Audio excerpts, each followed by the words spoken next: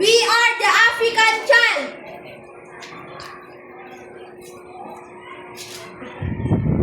I am an African child.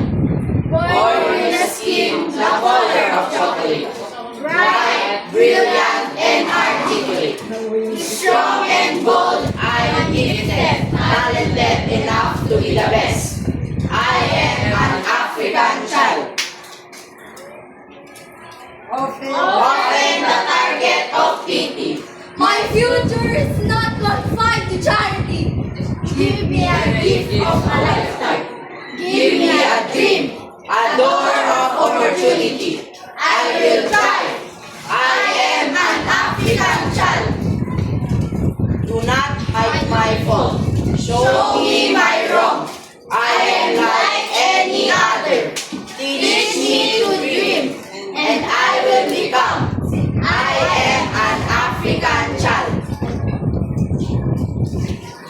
I am the sun, daughter of the soil, rich in texture and content, full of potential for a better tomorrow. Teach me hard work. Teach me hard work. Teach me to think like the star within me.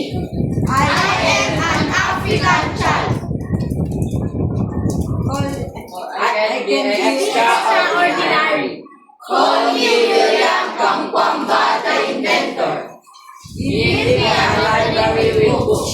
Give me a scrapyard and discarded electronics. Give me a broken bicycle, plus the freedom to be me. And I will build you a windmill.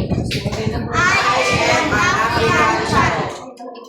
We are the new generation, not afraid to be us. Uniquely gifted, black and talented, shining like the stars we are. We are the children of Africa, making the best of us. Yes, I am an African child.